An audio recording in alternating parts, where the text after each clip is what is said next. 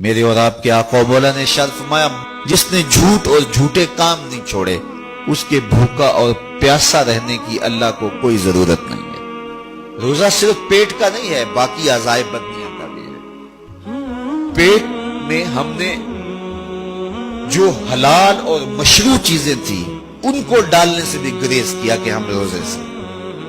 آپ کو ماہ صیام میں روزہ رکھا ہے، کوئی آب زمزم پیش کرے تو آپ کہیں گے جناب میرا روزہ ہے، جناب یہ مکہ المکرمہ سے لے کے آیا ہوں، ابھی عمرے سے آیا ہوں۔ آپ کہیں گے بہت اچھا، مجھے آپ دے دیں، میں رکھ لیتا ہوں، لیکن اب نہیں لے سکتا کہ میرا روزہ ہے۔ کوئی آپ کو کھجوریں پیش کرے کہ یہ مدینہ تو رسول صلی اللہ علیہ وسلم کی کھجوریں ہیں اور یہ بالکل خالص مدینے کی سرزمین میں اگی ہیں، مدینے کی ہواؤں نے انہیں پالا ہے اور یہ میں وہاں سے خاص طور پہ آپ کے لیے لے کر آیا ہوں، تو آپ ان کو چوم کے آنکھوں سے تو لگائیں گے لیکن کھجور کھائیں گے نہیں۔ آپ کہیں گے جناب میرا روزہ ہے۔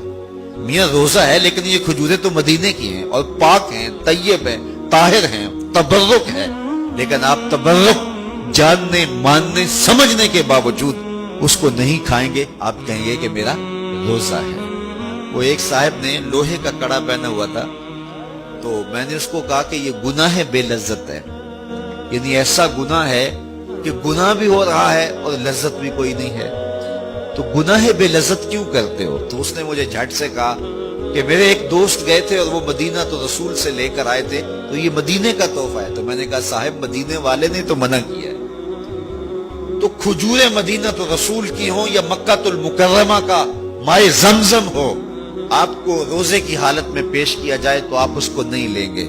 تو جو چیز جائز ہے، مشروع ہے، متبرک ہے، آپ وہ حلال ہونے کے باوجود بھی نہیں لیتے کہ وقتی طور پہ میرے اوپر ممنوع کر دی گئی ہے۔ تو جو چیزیں جائز، طیب، طاہر، متبرک ہیں آپ روزے میں ان کو بھی چھوڑ دیتے ہیں، اور جو روزے کے علاوہ بھی حرام ہیں تو ان کو کیوں اختیار کرتے ہیں؟ جھوٹ بولنا تو روزے کے علاوہ بھی حرام ہے، غیبت کرنا تو روزے کے علاوہ بھی حرام ہے، بہتان لگانا تو روزے کے علاوہ بھی حرام ہے، کسی کے لیے جو ہے وہ بدگمانی کر کے اور پھر اس کو آگے پھیلانا یہ روزے کے علاوہ بھی حرام ہے۔